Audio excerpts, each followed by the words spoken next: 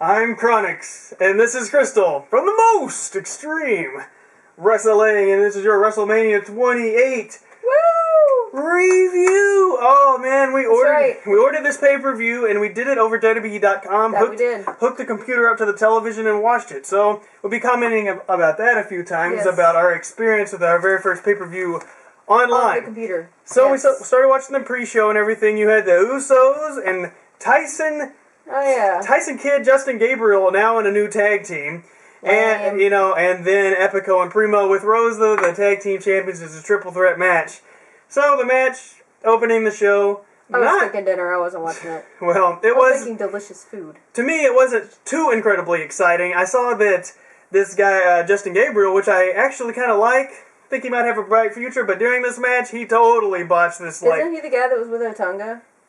What, in the New Nexus or something? They were in the Nexus or New Nexus and they or were something. In like a tag team I don't even remember. But I know that they were a part of that group. But no longer, now the tag team is Tyson Kidd and Justin Gabriel. To me, so random, but hey. He tries to do like this top rope moonsault something. He messes that up, tries it again. So a little botch there, nothing too major. And I mean, I know when you're at WrestleMania, that's got to really weighing on you. You know, you got all this pressure on you and everything. But Epico and Primo... I'd be freaked out too. Walk away with the victory, still tag team champions. I don't think, not a shock at all. I mean, why would they change it and give it to Tyson Kidd, these new people? Maybe the Usos, because the Hall of Fame with Rikishi and Yokozuna, but, you know, it's on the pre-show, whatever. Oh, and I think it was a very good thing they live streamed this on YouTube. You know, used to you would have Sunday Night Heat, now you can do free promo before the thing. It's a really good idea, so they did a lot of promotion for this year's WrestleMania. I think it's great. So, that was really good. WrestleMania starts. And Lillian Garcia comes out, and she does America the Beautiful, which was awesome. Yeah, it was really so nice. good at it, and they even had like that little dills flying across the airplanes and all that. So I mean, that was great. Very nice. What are you looking at? Sorry, I'm just. Oh, you're just looking around like something's going on. Well, is there something else going on? Well. No. Okay, so so Daniel Bryan. Well, we find out Daniel Bryan, the World Heavyweight Champion, is going to be having the very opening match of the night against Sheamus, the 2012 Royal Rumble winner. And this was a great match. It was probably, everyone was right. This match stole the show for so many reasons. It did. The best match of the night, probably. Yeah. Match of the year, I would say. Yeah, definitely. Because what happened was, Daniel Bryan was like making out with AJ, and then he turned around and Sheamus was like, bro kick. Kapow! Like, kick to the face. And 1, 2, 3, World Heavyweight Champion is now Sheamus. 18 seconds. I thought it was less than that. Well, that's what Michael Cole said. Yeah. We don't know if he's telling the truth or not. You never know. To which I say, you suck. You suck. You got what you deserved, because you suck. Okay. Alright, done now. Anyways, Daniel Bryan got some of the most amazing pops when he came out. I gotta say that. I was whoa, and man. People were chanting his name afterwards. Yeah. So, obviously the people wanted him. No personality. None. Doesn't care, like, I don't care about your opinion about that, because people cheer him. That's all that really matters. I just don't understand. If you watch SmackDown, I think you would see that he has some personality with the crowd and connecting with people, because he does it on SmackDown all the time. But why can't he do it on Raw? Well, because he's a SmackDown superstar, and I know they have the Raw and SmackDown shows. Doesn't even make sense. You should be able to connect with the crowd on any kind of crowd if you are a good superstar. But I mean, he's not doing his storyline on Raw. He's there. The Rock's not doing a storyline, but he can. But that's not what he's written to do, okay? Okay. If you would watch SmackDown, I think you'd have a lot more love for the guy. But he's no longer the World Heavyweight Champion, Sheamus is. So, I don't know, man. Sheamus wins his belt like this. I guess anything goes, whatever the bell rang. Hey, he did awesome. What he had to do, so he's the champion. And the crowd was so incredibly surprised. My Twitter just keeps going off like every single second. Mine does too. That one was actually an update on the Baylor Lady Bears. They are still undefeated season. They're going on the championship tomorrow night. They just won. Somebody tweeted me and told me. I think it was MC Hanscar. If you don't know, woo! Baylor is in our town. Yes, right here. The Baylor women's basketball team is having an undefeated season, and so I'm sorry, guys, but I'm going to be watching that game tomorrow instead of Raw. You're going to be watching that instead of Raw? I am. Oh, come on. Raw comes 52 times a year. The ladies, my team, being in the national championship, comes once a year. Win for the first time since 2005. I'm pumped. So you're more pumped about that than Daniel Bryan. Man. Okay. So, Orton versus Kane. The crowd is still chanting for Daniel Bryan. So this is a bad omen to me because WrestleMania is special, and when you have these other feuds, they should be forgetting about what just happened. So maybe they shouldn't have screwed Daniel Bryan because the fans would not shut up. I couldn't believe that the fans were that into him. Like, I couldn't believe it. He's an internet darling, and you're on the internet and you don't like him, so something is wrong with you. And I mean, if nothing else, the guy is like a super mega uber heel now. He's like a woman abuser.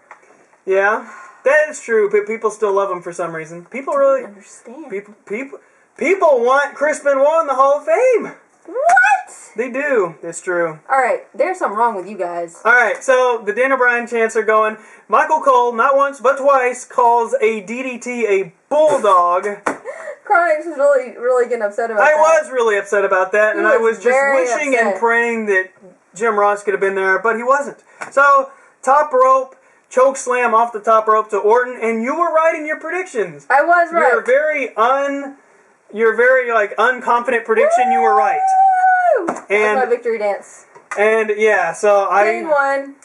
So wow. The match was okay. Anyways, we got the Deadliest Catch promo backstage with Santino and Foley. So Foley doesn't get his WrestleMania moment with Dolph Ziggler. He gets it with the Deadliest Catch thing, and you can tell by the look on his face. He's just like, I hate myself. And then you have Santino was there. Ron Simmons come in and say, damn, which was hilarious because Santino threw his plate and almost hit the dude in the face. Yeah, and the Ron Simmons timing is just right. Just perfect. Like, he just knows how long to wait to say damn to make it epically hilarious. Oh, he's a great NWA champion. Like, woo! Alright, so now we have the Big Show versus Cody Rhodes. And Cody looked really nice in his outfit. Really? I didn't like it. I liked it. You said you liked it. I don't like the maroon. I like the white better. It was red, not maroon. Well, anyways. I liked it. He looked sharp.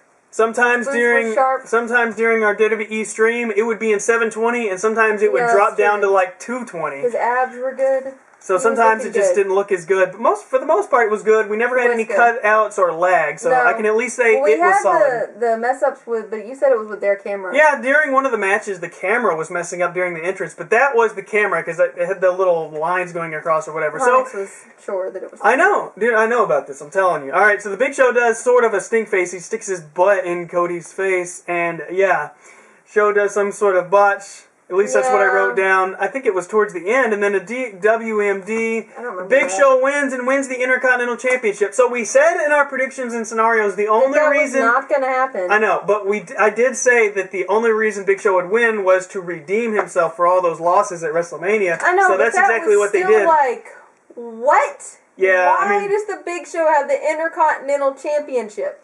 I mean, it's stupid. It doesn't make sense. The Intercontinental Championship is for younger guys that are just coming up. It's not for former World Heavyweight Champions. Well, Y2J won it when he was in, and I think that even Triple H won it after they had won more major titles. Well, I think that's stupid. It is kind of stupid, especially with the Big Show as old as he is. Yes, and plus it matches Cody Rhodes' uniform so well. He's just dusty. Yeah, so I mean, is Big Show going to keep his... I bet he gets it back like tomorrow night.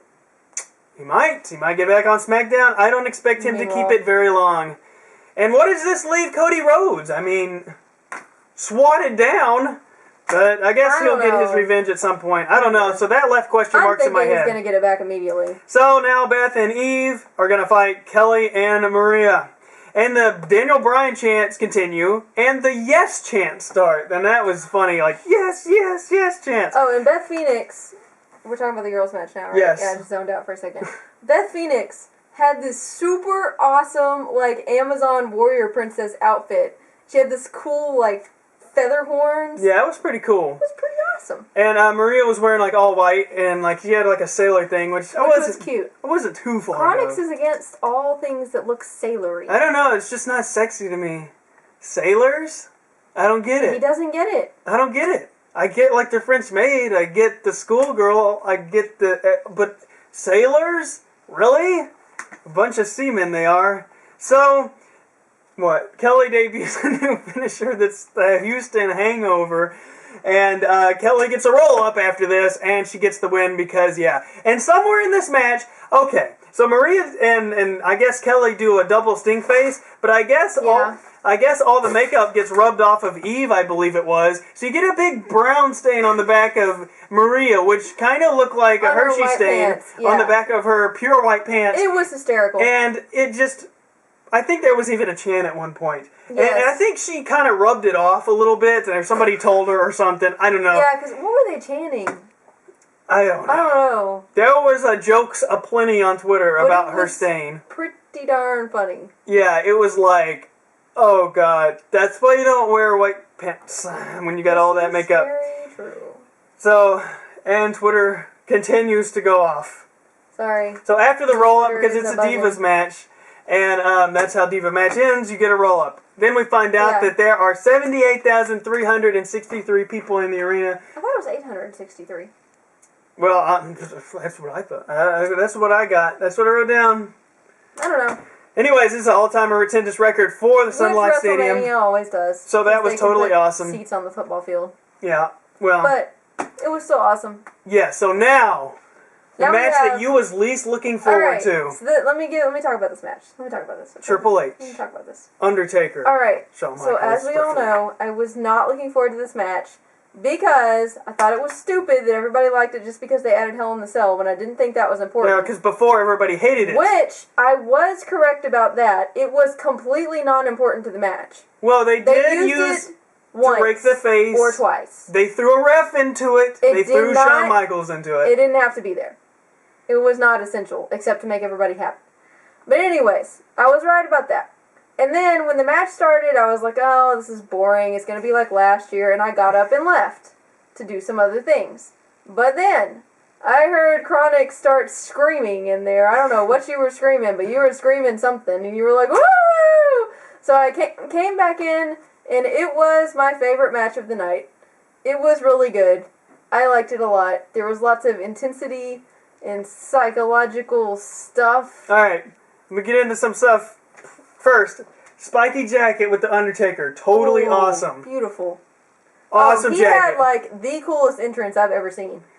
Triple H's entrance? Lame. That little thing. So lame. That was not... They showed it, like, for a second because it just wasn't cool. Alright. So lame. And then the visual. The Taker made fun of it. Of Triple H. Made... And Undertaker staring at each other and then looking up at the cage as the cage came down. That was cool. Also awesome. I still think the cage was non-essential, but that was cool. So, you know, they get the steps out, they throw the steps in there, they're using it on each other. You even get like a Hell's Gate submission on the steps. They're bashing their faces into it. Triple H uses a powerbomb with the leverage, which I called that because he was so elevated, he had that. You know, Charles Robinson comes out. Oh, you know, like, and then I want Shawn you to know, for a good 5 minutes during the match, Clark is going, they're going to hit Shawn! They know they're going to hit Shawn! Shawn has to get hit! To the point where I was like, okay, I know that Shawn's going to get hit. I was marking out. Okay.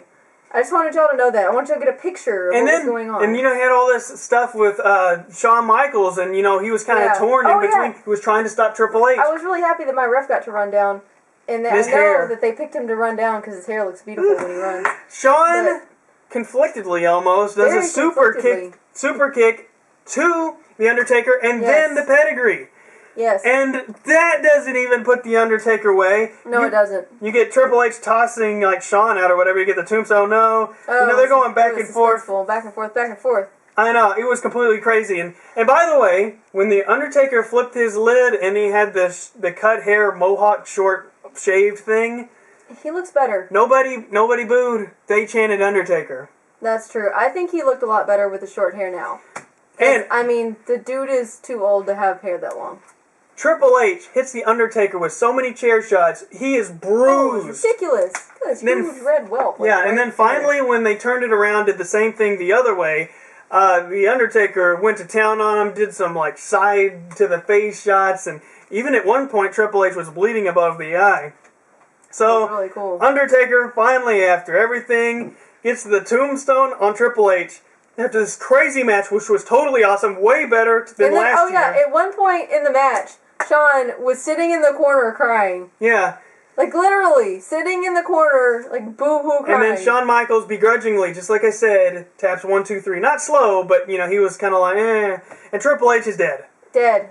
Dead. Knocked out. So Shawn Michaels. So then they have this great moment because like Shawn Michaels, like he's trying to, because the Undertaker is down too, so Shawn Michaels like extends his hand to help the Undertaker up. It was a really powerful moment, and he pulled him up, and then Undertaker was like boohoo crying on Shawn Michaels' shoulders. Emotional dude. Boohoo crying, and then Shawn Michaels was boohoo crying too. I mean, they were having this big moment, and then Shawn Michaels like gave Undertaker a kiss on the cheek, and then raised his hand. He totally did. He definitely did. And as Triple H is laid down on the ground. So then they bent over. And Shawn and Taker carried Triple H out of the ring. Yeah. It was really emotional. It was. It was very cool. I was getting a little misty-eyed myself. And they were all, like, boohooing. Yes. And they're like, it's like an end of an era, and they all went out together. And then they had a big group hug on the ramp. So, I was just thinking, like, it was really powerful because it really is probably, like, it really is the end of the three of them, basically. Together, at least. And it's definitely going to be probably the last time they're all together at WrestleMania. Yeah. Like, doing this thing in a match big. At all. Because I think Undertaker's going out next year.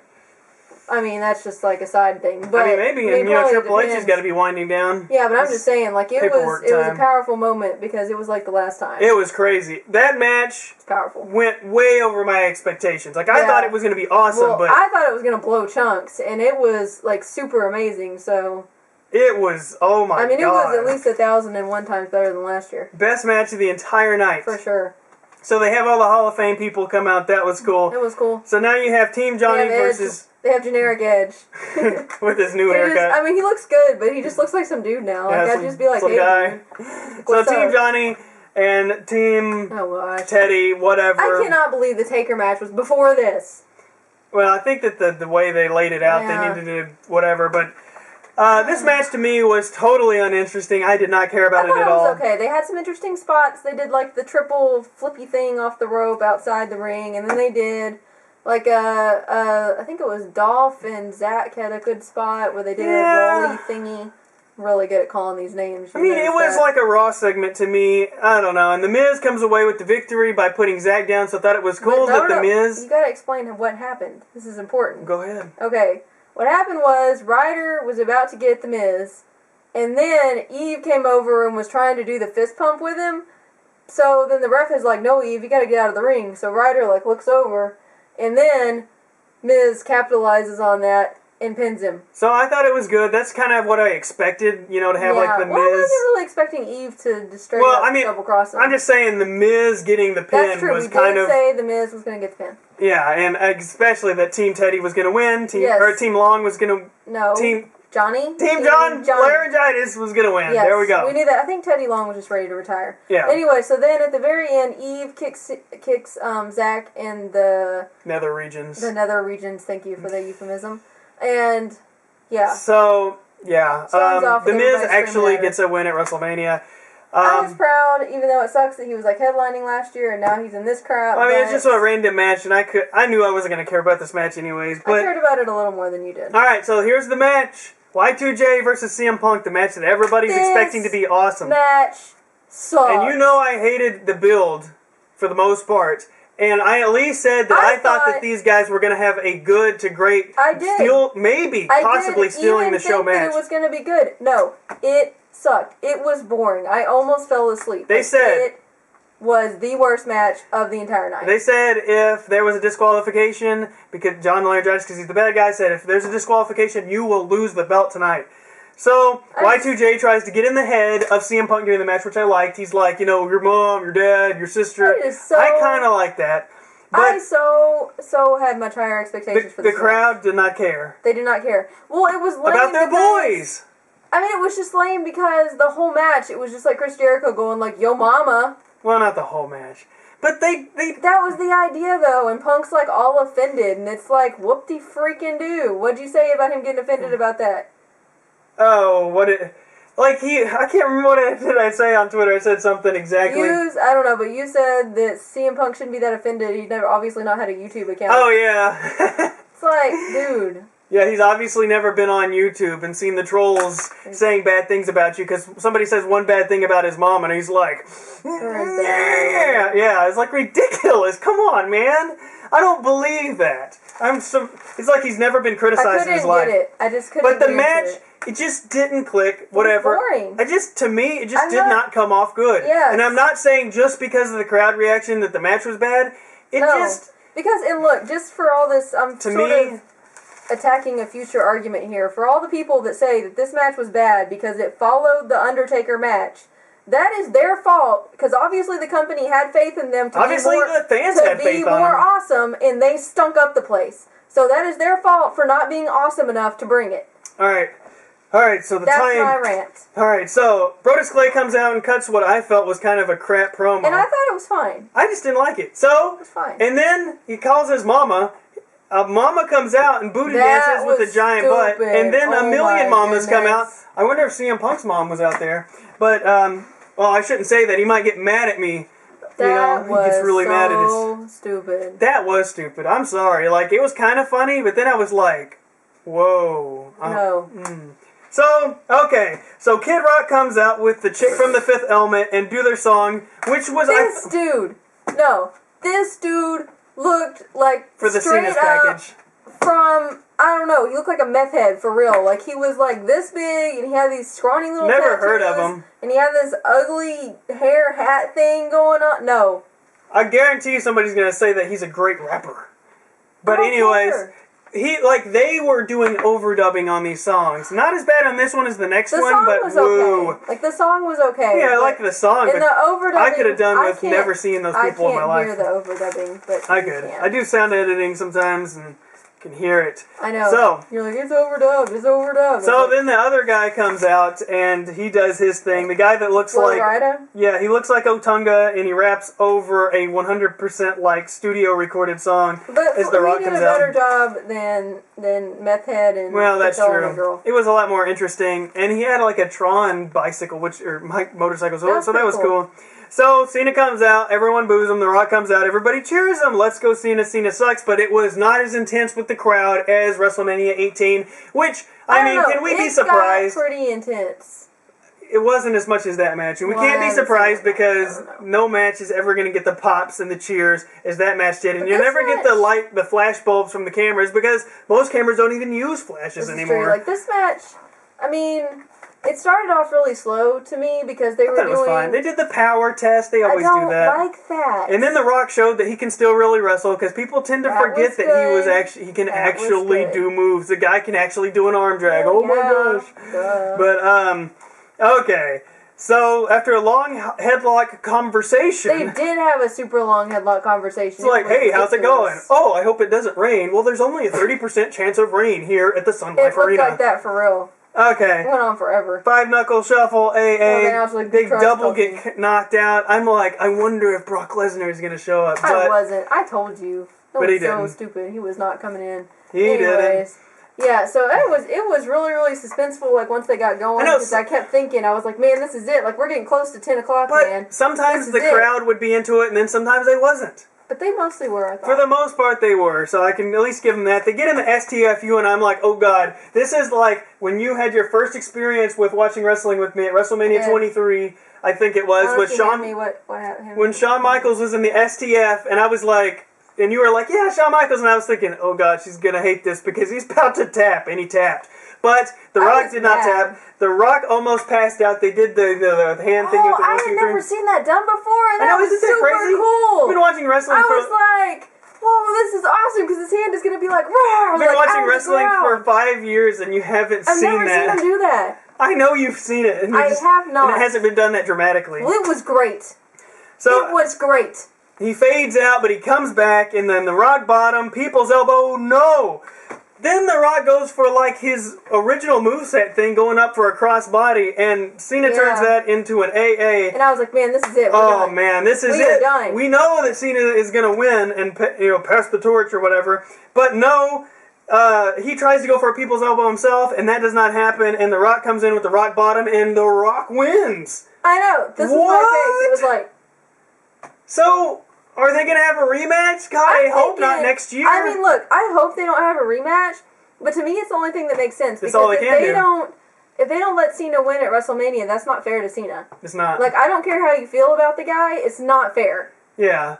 Because, you can't just put over The Rock and bury Cena, Yeah, but I think that this... The dude has busted his butt. He deserves to have the torch passed. If they do this, well... It's kind of late to pass the torch because the guy's only got like 5 years maybe. But it doesn't matter. I know what you mean. It's all for the DVD in the future. That's all it's about.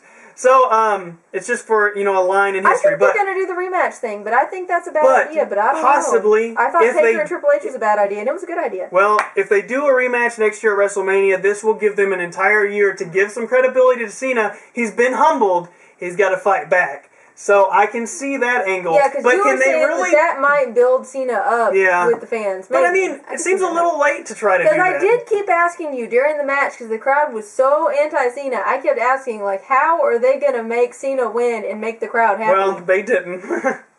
So, maybe they're going to change it. I don't know what they're going to do. It's kind of risky, because now, instead of a 1-year build, you have possibly a 2-year build. Basically, which is like, but I mean, we're kind of starting over. I think and WrestleMania in the past couple of years has seemed to have its own storyline of its own. It's like you could watch WrestleMania after WrestleMania with Shawn Michaels, 25, 26, and then 27, 28 is with Triple H, and now you got The Rock going possibly 28, 29. Yeah. So it has its own storyline, which is cool for a box set in the future. But anyways, WrestleMania was awesome.